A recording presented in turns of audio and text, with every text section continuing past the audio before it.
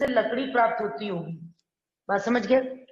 Gymnosperm में gymno का मतलब होता है नेकेड, स्पर्म का मतलब होता है सीड। नेकेड सीड पाए जाते हैं, यानी यहाँ ये वुडी प्लांट है, इससे लकड़ी प्राप्त होती है, और जो सीड है वो सीड के चारों तरफ सीड कोट नहीं पाई जाती। दूसरी बात यहाँ पे क्या है कि ये पेरिनियल प्लांट है। पेरिनियल प्लांट का मतलब होता है बहुवर्षीय पौधा है। बहुवर्षीय पौधा है, सीजन के वाइज नहीं ग्रो करता, बहुवर्षीय पौधा है, यानी पेरिनियल प्लांट है, बहुत सालों तक ग्रो करता रहता है। ठीक है, पेरिनियल प्लांट है। और जो प्लांट पेरिनियल होगा उस प्लांट में वुड अपने आप ग्रो करेगी जरूर। यहां पर देखा क्या जाता है, मेल और फीमेल सेपरेट होते हैं, यानी सेक्सुअल डायमॉर्फिज्म। कहां से पेरिनियल दिखाई दे रहा है बहुवर्षीय? मैम पेरिनियल आधा दिखाई दे रहा है। बहुवर्षीय दिखाई दे रहा है ना पूरा? Yes ma'am. हाँ, तो अब इसके आगे लिखो कि इसमें सेक्सुअल डायमॉर्फिज्म यानी लैंगिक विविधता, सेक्सुअल डायमॉर्फिज्म यानी लैंगिक विविधता पाई जाती है। डायमॉर्फिज्म पाई जाती है, सेक्सुअल डायमॉर्फिज्म पाई जाती है, यानी लैंगिक विविधता पाई जाती है। और लैंगिक विविधता पाए जाने के बाद होता क्या है, यहाँ पर मेल और फीमेल सेपरेट होते हैं, यानी अलग अलग होते हैं। मेल फीमेल सेपरेट है, मेल छोटा होता है और फीमेल बड़ी होती है। फीमेल बड़ी होती है, मेल छोटा होता है, फीमेल। जिम्नोस्पर्म में हमको 3 चीजें पढ़नी है, एक साइकस, स्पाइनस और इफेड्रा। साइकस, स्पाइनस और इफेड्रा, ये 3 चीजें हम लोगों को पढ़नी होती हैं। बात समझ में आ रही है? साइकस, स्पाइनस और इफेड्रा, ये 3 चीजें हम लोगों को पढ़नी होती है। इतनी बात समझ में आ रही है? अब यस मैम। क्या देखते हैं कि साइकस पढ़ना है, तो साइकस की इंडियन स्पीसीज कौन सी होती है? इंडियन स्पीसीज कौन सी होती है? वो होती है साइकस रिवोल्यूटा, साइकस रिवोल्यूटा और साइकस रम्फाई। साइकस रिवोल्यूटा और साइकस रम्फाई। बात समझ में आ गई? हम क्या मैम ये देखते इसी हैं, हाँ ये स्पीसीज है, ये रिवोल्यूटा और रम्फाई स्पीसीज है। जिम्नोस्पर्म, अगर कोई पूछेगा कि जिम्नोस्पर्म किस ग्रुप का है, तो बताएंगे जिम्नोस्पर्म को जिम्नोस्पर्म इसलिए बोलते हैं क्योंकि इसमें नेकेड सीड पाए जाते हैं, यानी सीड के चारों तरफ सीड कोट नहीं प्रेजेंट है। बात इतनी समझ गए? दूसरी यस बात मैम। क्या है, ये बहुवर्षीय पौधे होते हैं, यानी बहुत सालों तक ग्रो करते रहते हैं, बहुत सालों तक ग्रो करते रहते हैं। सेक्सुअल डायमॉर्फिज्म पाई जाती है, यानी लैंगिक विविधता पाई जाती है, दोनों के सेक्स यानी मेल और फीमेल दोनों सेपरेट दिखाई देते हैं। बात समझ गए? और मेल छोटा होता है, फीमेल बड़ी होती है। साइकस, स्पाइनस और इफेड्रा 3 चीजें पढ़नी है, तो साइकस की जो इंडियन स्पीसीज है वो साइकस रिवोल्यूटा और साइकस रम्फाई है। साइकस की जो इंडियन स्पीसीज है साइकस रिवोल्यूटा और साइकस रम्फाई है।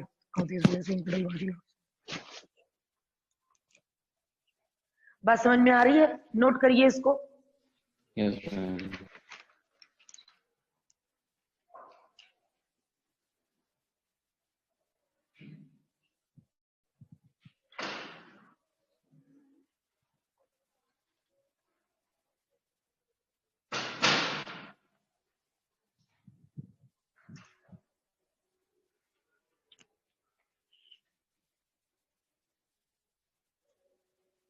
अच्छा, खाने वाली एलगी कौन सी है?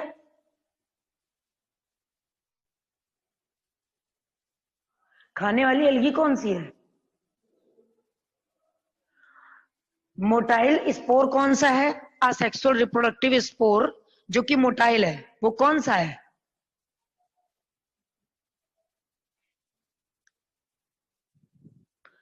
बच्चों, हाँ जू स्पोर। और नॉन मोटाइल स्पोर कौन सा है? मैम एप्लानोस्पोर। एप्लानो स्पोर।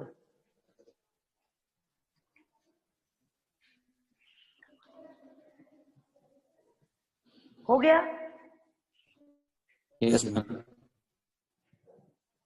हो गया, रब करें। अब जरा देखो, यस मैम।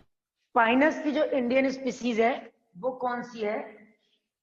पाइनस की इंडियन स्पीसीज जो है वो है हम लोगों की पाइनस जिरार्डियाना, पाइनस जिरार्डियाना, जिरार्डियाना और पाइनस रॉक्सबर्गी, रॉक्सबर्गी, पाइनस जिरार्डियाना और पाइनस रॉक्सबर्गी। इतनी बात समझ गए? पाइनस की जो इंडियन स्पीसीज है वो पाइनस जिरार्डियाना और पाइनस रॉक्सबर्गी है। हमने क्या देखा कि जिम्नोस्पर्म, हाँ बोलो क्या चीज? लाइट पड़ रही है पाइनस के सामने तो दिखाई नहीं दे रहा। ये दिख नहीं रहा है? नीचे वाला। ये वाला यस मैम। रॉक्सबर्गी लिखा है, इधर लिख दे, ये लो यस मैम। रॉक्सबर्गी, पाइनस जिरार्डियाना और पाइनस रॉक्सबर्गी। अब रब कर दे इसको। यस मैम, लिखने दो एक मिनट। वो दोनों लिखो, ये तो लिख चुके हो ना? लिख लिया मैम।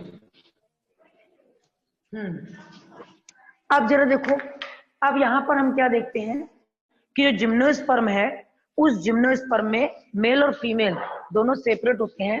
तो जिम्नोस्पर्म में क्या देखेंगे कि जिम्नोस्पर्म के प्लांट में, जिम्नोस्पर्म के यानी प्लांट में क्या क्या चीजें पाई जाती है? एक पाया जाता है रूट, दूसरा पाया जाता है स्टेम और तीसरी पाई जाती है लीफ। बात समझ गए? रूट, स्टेम और लीफ, ये तीनों चीजें पाई जाती हैं, यानी जड़, तना और पत्ती, ये तीन चीजें पाई जाती हैं। साइकस के प्लांट में तीन चीजें पाई जाती हैं, एक है रूट, दूसरा है स्टेम, तीसरी है leaf. Root, stem and leaf. तो जब हम बेटा देखेंगे रूट की बात, तो रूट जो है वो है अंडरग्राउंड पार्ट। रूट क्या है?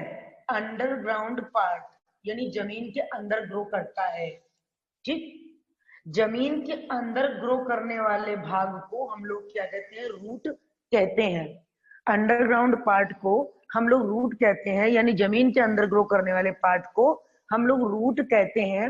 अगर हम देखेंगे कि रूट जो है इसमें क्या होती है? रूट होती है पॉजिटिव जियोट्रॉपिक, क्योंकि ये गुरुत्वाकर्षण यानी ग्रेविटी, टूवर्ड्स ग्रेविटी ग्रो करती है, टूवर्ड्स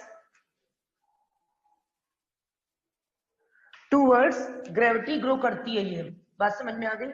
टूवर्ड्स ग्रेविटी ग्रो करती है, और ग्रेविटी का मतलब होता है गुरुत्वाकर्षण के तरफ ग्रो करती है। गुरुत्वाकर्षण की ओर अगर ग्रो करती है तो इसको बोलते हैं टूवर्ड्स ग्रेविटी। अगर ग्रो करेगी तो इसको बोलते हैं पॉजिटिव जियोट्रॉपिक। लेकिन साइकस के पौधे में रूट जो होती है वो टू टाइप की होती है। रूट जो होती है वो टू टाइप की होती है। एक रूट होती है हम लोगों की नॉर्मल रूट, और दूसरी होती है हम लोगों की कोरोलॉइड रूट। एक जो होती है वो होती है नॉर्मल रूट और दूसरी होती है कोरोलॉइड रूट।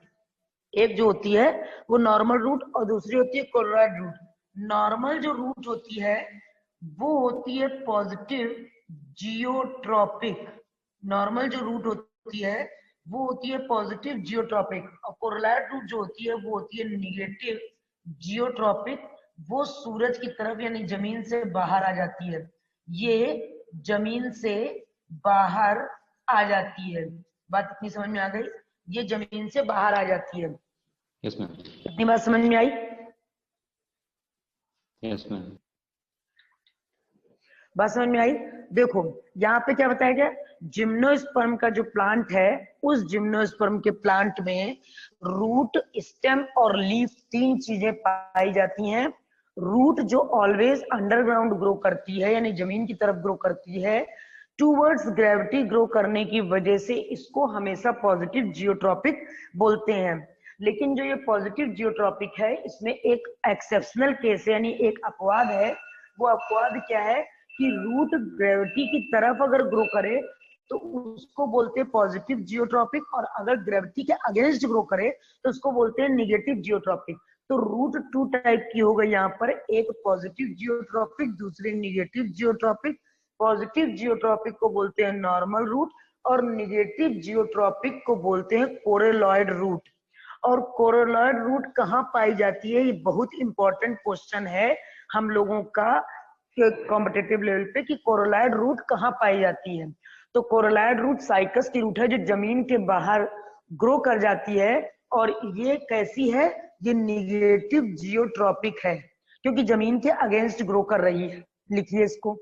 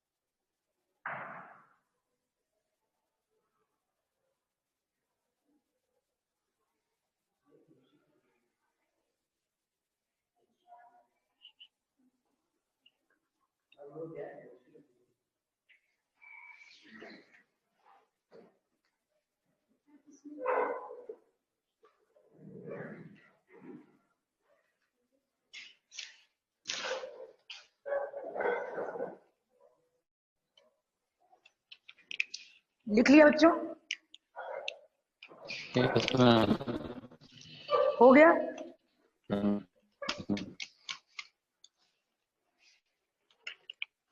रब कर दे मैम। हाँ हेलो। जैसे ये हाँ बोलो। कोरोलॉइड रूट जमीन से बाहर मतलब जो ग्रो कर रही है, तो ऐसे मतलब काफी ऐसे प्लांट्स होंगे ना जिनकी सेम ऐसे ही होती है, जैसे अदरक वगैरह ऐसा नहीं कुछ। नहीं नहीं नहीं, ये अदरक पहली बात अलग। तो रूट नहीं है। जैसे जो हाँ, वो तो प्लांट एक में टाइप। अपवाद है, हाँ जो अपवाद का केस है उसमें बहुत सारे प्लांट हैं, जैसे राइजोफोरा, न्यूमेटोफोर्स। जो न्यूमेटोफोर्स हैं बहुत सारे अपवाद हैं। जैसे एक तना है, तना जमीन के बाहर पाया जाना चाहिए लेकिन तना जमीन के अंदर पाया जा रहा है, उसको राइजोम कह दिया है। वैसे ही अगर किसी कंडीशन के विपरीत कोई चीज ऐसी है जो बाहर पाई जा रही है, अंदर पाई जा रही है, और उसका कोई एक्सेप्शनल रीजन है, तो हम लोगों ने उस रीजन को डिनोट कर लिया है कि उसका क्या रीजन है। बात समझ रहे हो? उस रीजन को हमने नोट कर लिया है कि हाँ इसका ये रीजन है, इसका ये कॉज है, हमको ऐसे ऐसे करना है, ये ऐसा पढ़ना है। जब भी हम कहते हैं ना, देखो हमारा जब भी कॉम्पिटिटिव लेवल होता है तो हम हमेशा कॉम्पिटिटिव लेवल पे वो क्वेश्चन पढ़ते हैं जो हमारे लिए अपवाद है। क्यों? क्योंकि जब झोंक झोंक में हम आंसर लगाते हैं तो हमेशा क्या होता है बेटा कि वो क्वेश्चन, जैसे मान लो किसी ने पूछ दिया रूट कैसी होती है, तो हम हमेशा बताते हैं कि रूट पॉजिटिव जियोट्रॉपिक होती है, निगेटिव जियोट्रॉपिक होती है। बात समझ गए? अगर हमको पता है, किसी ने कह दिया कि ऐसी कोई रूट बताओ जो निगेटिव जियोट्रॉपिक है, तो हम लोग सोचने लगते हैं कि निगेटिव जियोट्रॉपिक तो कोई रूट होती ही नहीं है। लेकिन कोरेलॉइड रूट निगेटिव जियोट्रॉपिक है, यही अपवाद है क्योंकि गलती से क्वेश्चन गलत होगा, इसलिए इस क्वेश्चन को यहाँ पे लिखा गया है कि जो निगेटिव जियोट्रॉपिक रूट है वो कोरेलॉइड रूट है, और इस बात को याद करना है। और इसके निगेटिव होने का भी एक फंक्शन है कि जब ये निगेटिव होती है तो उसका एक फंक्शन है कि ये क्या करती है, ये एटमॉस्फेरिक नाइट्रोजन को फिक्स करती है, एटमॉस्फेरिक नाइट्रोजन को फिक्स करती है, और प्लांट को नाइट्रेट आयन के रूप में देती है, नाइट्रेट आयन के रूप में देती है। बात समझ में आ गई? देती है। क्यों ये दे पा रही है? क्यों दे पा रही है? क्योंकि देखो नाइट्रोजन को फिक्स करने का कैरेक्टर होता है बैक्टीरिया का, तो ये ऐसा काम क्यों कर पा रही है? जैसे हम कोई काम कर पा रहे हैं तो हम वो काम क्यों कर पा रहे हैं, आप क्यों नहीं कर पा रहे हैं? यानी इसके पास कुछ ऐसी चीज है जो इस काम में इसकी मदद करती है। तो कोरोलाइड रूट अगर हम देखेंगे तो उसमें है एक एल्गल जोन, एक एल्गल जोन है, और उस एल्गल जोन में साइनोबैक्टीरिया यानी साइनोफाइसी ग्रुप की ब्लू ग्रीन एल्गी, उस एल्गल जोन में ब्लू ग्रीन एल्गी पाई जाती है, ब्लू ग्रीन एल्गी पाई जाती है। ये ब्लू ग्रीन एल्गी क्या करती है, जिसका नाम है नॉस्टॉक, नॉस्टॉक तथा एनाबिना, नॉस्टॉक तथा एनाबिना, ये इसका नाम है, जो वातावरण की नाइट्रोजन को फिक्स करती है और प्लांट को नाइट्रेट आयन के रूप में देती है, जो वातावरण की नाइट्रोजन को फिक्स करती है और प्लांट को नाइट्रेट आयन के रूप में देती है। इतनी बात समझ में आ रही है? इतनी यस बात मैम। समझ में आ रही नहीं आ रही है? समझ रहे हो कि हमने क्या बताया कि जो जिम्नोस्पर्म का प्लांट है उसमें नॉर्मल एक प्लांट है, पेरिनियल प्लांट है, तो उस प्लांट में जड़, तना तथा पत्ती हर में होती है। अभी तक जो प्लांट हम लोग पढ़ रहे थे उसमें जड़, तना, पत्ती नहीं थी, थैलस लाइक बॉडी थी, प्रेजेंट था। थैलस लाइक बॉडी में रूट लाइक स्ट्रक्चर था जिसको हमने राइजोइड बोला था, स्टेम लाइक स्ट्रक्चर था जिसको हम स्टेम लाइक बोलते थे, not a true stem. Asexual reproduction था, आर्किगोनिया था, उगोनिया था, एज यूजुअल रिप्रोडक्शन हो रहा था। लेकिन यहाँ पर जड़, तना तथा पत्ती डेवलप हो गया और उस जड़, तना तथा पत्ती में रूट जो कि अंडरग्राउंड पार्ट है, स्टेम जो कि हम लोगों का निगेटिव जियोट्रॉपिक है और पॉजिटिव फोटोट्रॉपिक है। लीफ, लीफ अभी हम लोगों को पढ़ना है। हमने सबसे पहला भाग उठाया जड़। जड़ जमीन के अंदर ग्रो कर रही है, गुरुत्वाकर्षण बल के विरुद्ध ग्रो कर रही है, सॉरी गुरुत्वाकर्षण बल की तरफ ग्रो कर रही है, तो हमने इसको लिख दिया पॉजिटिव जियोट्रॉपिक, ग्रेविटी की तरफ मूव कर रही है। दो प्रकार की जड़ें हैं, एक नॉर्मल जड़ है जो सब में पाई जाती है, एक कोरोलाइड रूट है जो केवल इसमें पाई जाती है, साइकस में, जिसका नाम है निगेटिव जियोट्रॉपिक, जो जमीन से बाहर ग्रो करती है। काम क्या है इसका, एटमॉस्फेरिक नाइट्रोजन को फिक्स करके नाइट्रेट आयन के रूप में देना। क्यों देती है, क्योंकि इसमें एल्गल जोन प्रेजेंट है जो कि ब्लू ग्रीन एल्गी को अपने पास रखती है सहजीवी के रूप में। ये ब्लू ग्रीन एल्गी जो है उसका नाम नॉस्टॉक तथा एनाबिना है। ये दोनों एल्गी इस जड़ में पाई जाती हैं, जिसके कारण ये वातावरण की नाइट्रोजन को फिक्स कर लेती है, ये वातावरण की नाइट्रोजन को फिक्स कर लेती है क्योंकि इसमें एल्गी पाई जाती है। इतनी बात समझ में आ रही है? Yes ma'am. एक एक पॉइंट को क्लासिफाइड करके लिखना, कोई एक भी पॉइंट गलत ना हो जिससे तैयार करने में दिक्कत हो। बिल्कुल आराम से लिखो। जिम्नो मतलब नेकेड, स्पर्म मतलब सीड, यानी नेकेड सीड पाए जाते हैं। जिम्नोस्पर्म के प्लांट में सेक्सुअल डायमॉर्फिज्म पाई जाती है, यानी मेल और फीमेल देखने से अलग अलग दिखते हैं। ये वुडी प्लांट है, वुड इससे प्राप्त होती है हमको। इसके प्लांट में प्लांट विकसित है। स्पोरोफिटिक जनरेशन यानी टू एंड कंडीशन इसमें डोमिनेंट होगी। अब हमने क्या कहा कि जो जिम्नोस्पर्म है उसमें जड़, तना तथा पत्ती पाई जाती है। जो जड़ होती है वो जमीन के अंदर ग्रो करती है।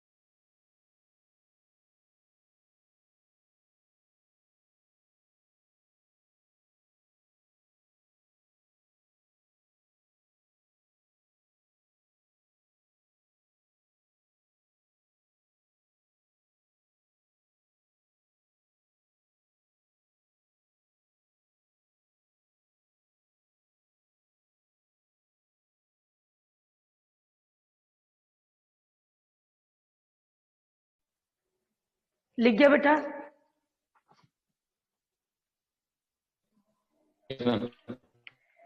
रब कर दें?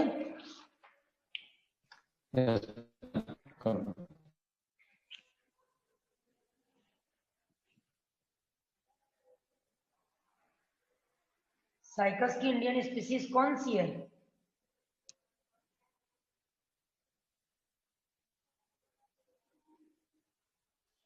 साइकस की इंडियन स्पीसीज कौन सी है?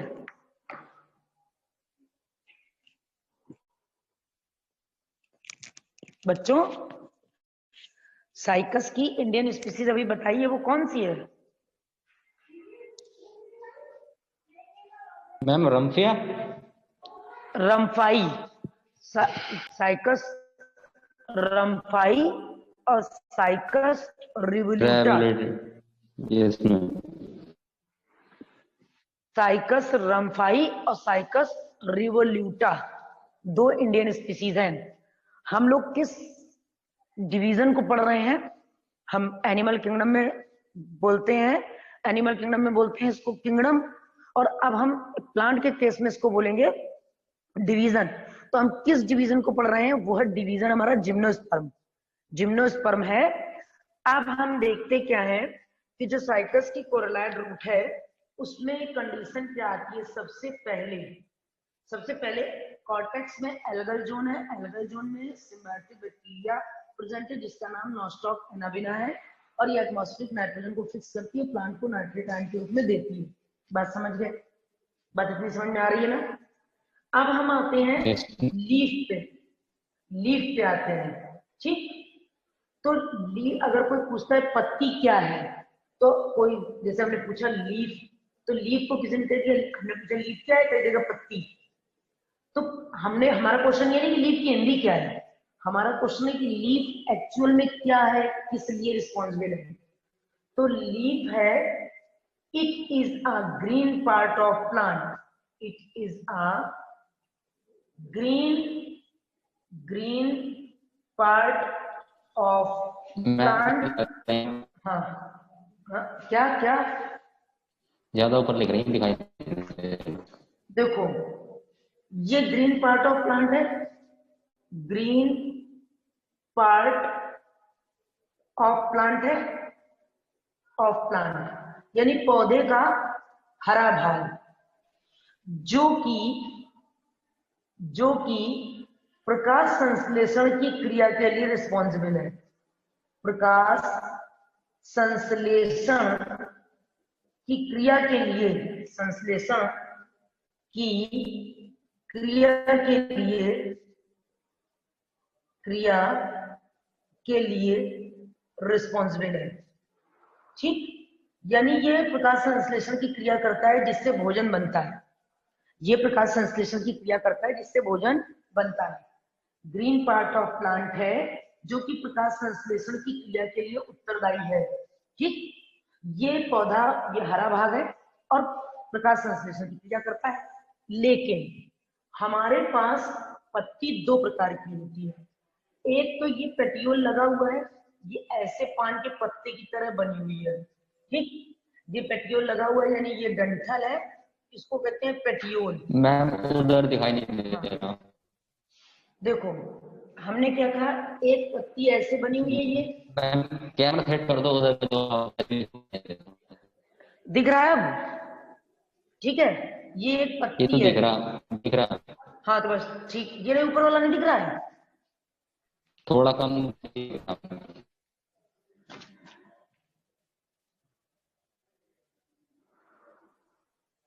अब ठीक है।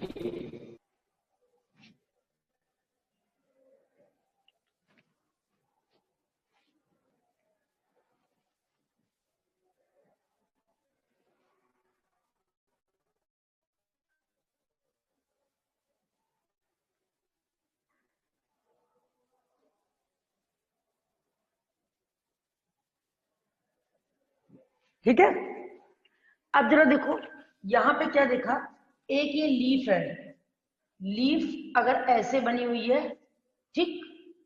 तो ये पान के पत्ते या पीपल के पत्ते जैसी लग रही है। इसमें ये वेन्स है, इसमें ये वेन्स है, ठीक? तो ये पत्ती का अग्रभाग है, अग्रसिरा है, अग्र सिरा है यानी एपेक्स है, दिख रहा है? एपेक्स है। ये मिड रिब है, मिड रिब है, ये पेटियोल है यानी डंठल, पेटियोल है। ये वेन्स हैं, सिराएं हैं, और ये मार्जिन है यानी किनारा है, मार्जिन है। बात इतनी समझ में आ गई?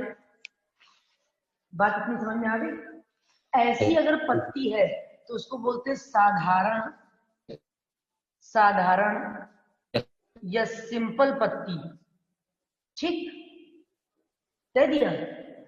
लेकिन पत्ती तो दो प्रकार की होती है, एक आ गई संयुक्त पत्ती, कंपाउंड। तो कंपाउंड पत्ती को हम कैसे लिखेंगे?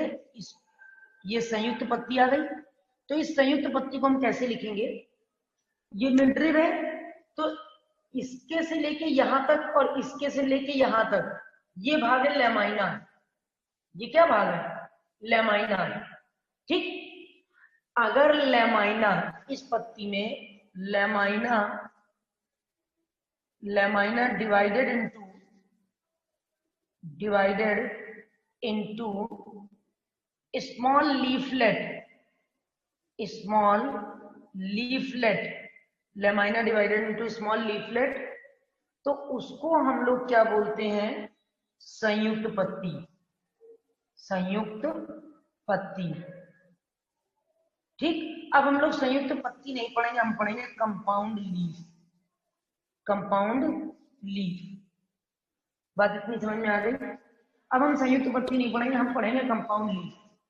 अगर हम क्या कहते हैं कि जो लीफ है, लीफ में लेमाइना अगर स्मॉल लीफलेट में डिवाइड होता है तो ऐसी पत्ती को हम लोग क्या बोलते हैं? Compound leaf. तो इसकी डेफिनेशन कैसे लिखेंगे? Lamina divided into small leaflet that is known as compound leaf. ठीक, lamina divided into small leaflet that is known as compound leaf.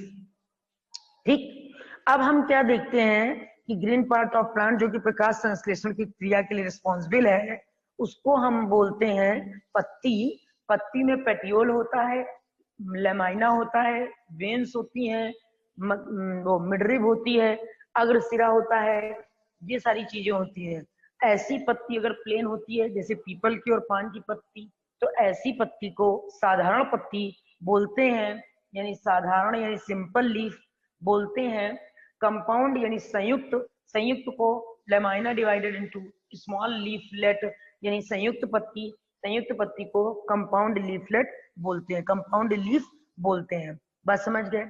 अब साइकस की जो अपवाद वाली बात आई, साइकस में लीफ को, साइकस में लीफ को, लीफ को स्पोरोफिल बोलते हैं, स्पोरोफिल बोलते हैं।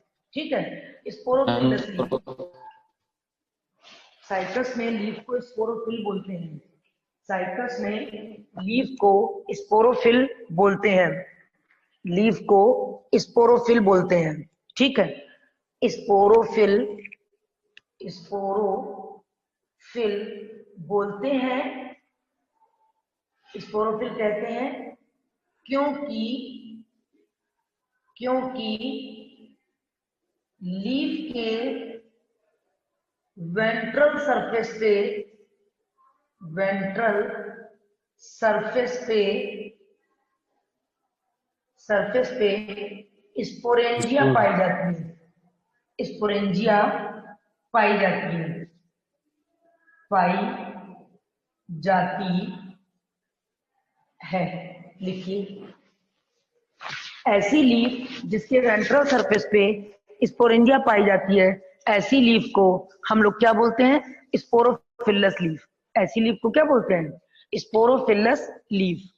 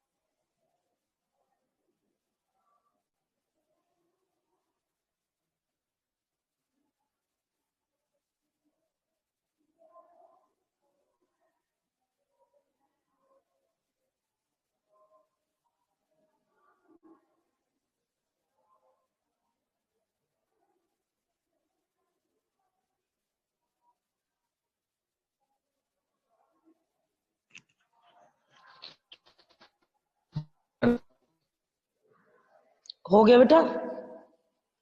Yes, ma'am. हो गया? Yes, रब कर दें? ma'am. Yes.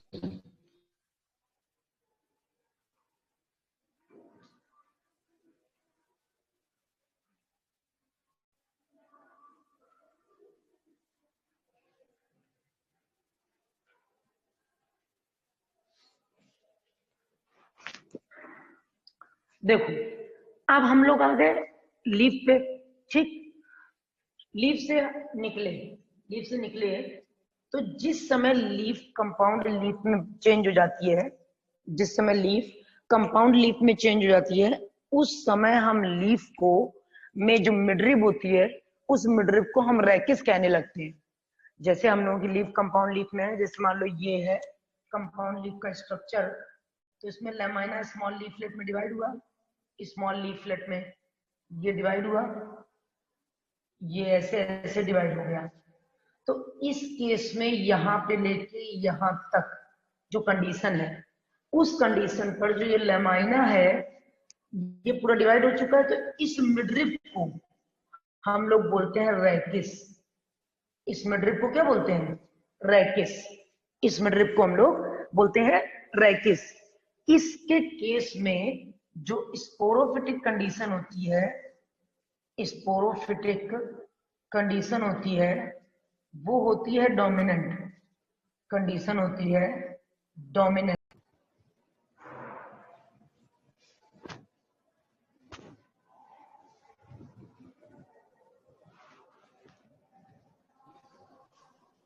Done, ma'am. हो गया? Yes, ma'am. रब कर दे सब?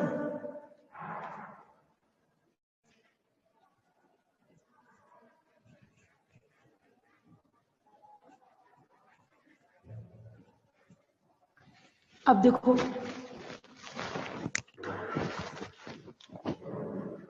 ग्रुप ऑफ स्पोरेंजिया को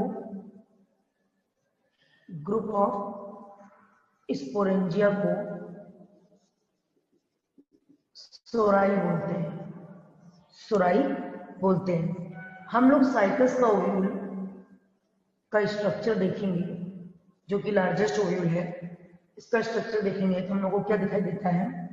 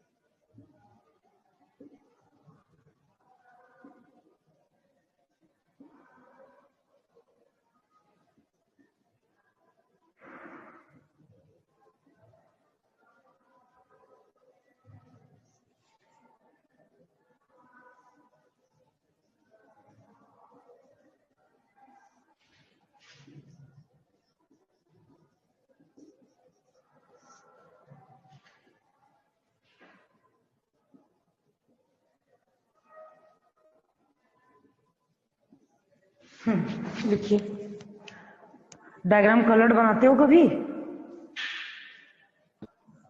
नहीं मैम, कच्ची पेन बनाया करो। नहीं, कभी कभी बनाया करो। लर्न करने के लिए बहुत इजी रहता है कि अगर हम किसी भी चीज को अगर कलर ड्रॉ कर लेते हैं तो हमको वो चीज हमेशा हाईलाइट दिमाग में रहती है। हम अपनी बुक को पढ़ें और उसको भी अलग पॉइंट को अलग कलर से हाईलाइट कर दें तो कितने पॉइंट को लर्न करना है उससे हमको बहुत बेनिफिट मिलता है।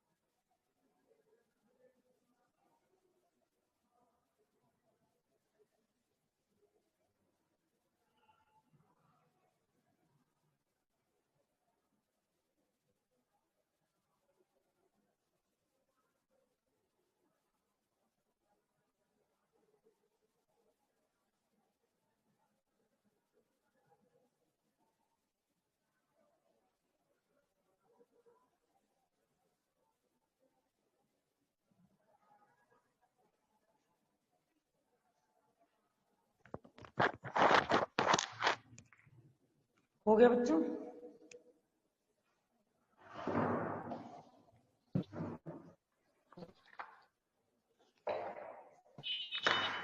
मैम एक्सप्लेन कर दो। अच्छा, स्क्रीनशॉट ले लिया है। सेंटिमेंट, जहां से सेंटिमेंट ओरिजिनेट करते हैं उस पॉइंट को चैलेजा बोलते हैं। ओव्यूल जिस जगह से ओवरी से अटैच है उस स्टॉक को फ्यूनिकल बोलते हैं। यानी junction between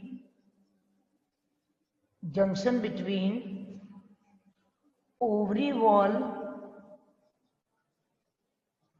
wall and ovule को हम लोग क्या बोलते हैं? फ्यूनिकल। और जिस जगह से इंटीग्मेंट ओरिजिन पॉइंट है, इंटीग्मेंट ओरिजिन पॉइंट को हम लोग क्या बोलते हैं? इंटीग्मेंट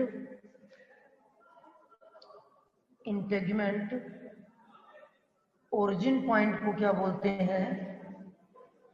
ओरिजिन पॉइंट को बोलते हैं हम लोग चल जाए। एम्ब्रियो सैक अंदर प्रेजेंट है, उसके अंदर वो आर्किगोनिया है और ये पूरा हम लोग का साइकस का ओव्यूल है। जहां पर इंटीग्मेंट जुड़ते नहीं है उस पॉइंट को हम लोग बोलते हैं माइक्रोपाइल, और जहां से इंटीग्मेंट ओरिजिनेट होते हैं उस पॉइंट को हम लोग बोलते हैं क्या? जिस पॉइंट से इंटीग्मेंट ओरिजिनेट होते हैं उस पॉइंट को क्या बोलते हैं? चैलेजा। और जिस पॉइंट पर इंटीग्मेंट जुड़ते नहीं उस पॉइंट को बोलते हैं माइक्रोपाइल।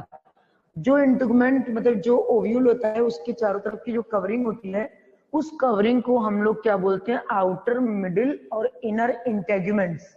आउटर, मिडिल और इनर इंटेगुमेंट्स।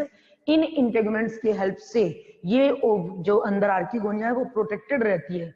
आर्किगोनिया जो है फुल्ली प्रोटेक्टेड रहती है इस इंटीग्मेंट की वजह से। बात इतनी समझ में आ गई? इस इंटीग्मेंट की वजह से आर्किगोनिया फुल्ली प्रोटेक्टेड रहती है। ये एम्ब्रियो सैक है। अगर फर्टिलाइजेशन के टाइम पर पॉलन ट्यूब यहां से एंटर करती है तो पोरोगैमी, यहां से एंटर करती है तो मीजोगैमी, यहां से एंटर करती है तो चैल्जोगैमी के नेम से जानते हैं। यहां से एंटर करेगी तो पोरोगैमी, इधर से एंटर करेगी तो मीजोगैमी, इधर से एंटर करेगी तो चैल्जोगैमी के नेम से जानते हैं। इतनी बात समझ में आ गई? इतनी बात समझ में आ गई? हम लोगों का जिम्नोस्पर्म कंप्लीट हो गया है। जिम्नोस्पर्म कंप्लीट हो गया, अब हम लोगों को एंजियोस्पर्म स्टार्ट करना है।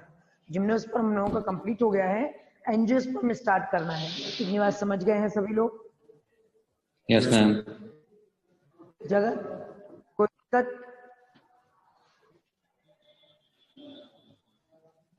जगत? यस मैम, इसमें न्यूक्लियस के लिए नहीं बताया आपने। न्यूक्लियस वगैरह, न्यूक्लियस न्यूक्लियस नहीं, ये न्यूक्लियस है, ये पूरा न्यूक्लियस है। इसको न्यूक्लियस नहीं बोलते हैं, न्यूसेलस बोलते हैं। न्यूसेलस बोलते हैं जो कि पैरेन्काइमेटस मास ऑफ सेल है, जो कि पैरेन्काइमेटस मास ऑफ सेल है। बात समझ गए? अगर हम एम्ब्रियोसाइट की बात करें तो उसके चारों तरफ न्यूसेलस तो प्रेजेंट होगा ही। न्यूसेलस है, ये स्ट्रैंड है कंडक्शन के लिए। माइक बंद करो, ये न्यूसेलस है। अरे माइक बंद करो। ये यूनिकल है, ये आउटर इंटीग्मेंट है, मिडिल है, इनर है, और ये पूरा न्यूसेलस है। ये कंडक्टिंग स्ट्रैंड है, ये आर्किगोनिया, ये एम्ब्रियोसाइट। क्लियर हो गई बात? Jagat, yes ma'am. Zulfikar, yes ma'am. बात समझ गए? अब एंजियोस्पर्म स्टार्ट करना है। एंजियोस्पर्म हमको स्टार्ट करना है, वो अभी से स्टार्ट करें या कल से स्टार्ट करें? मैम कल से। मैम ठीक है।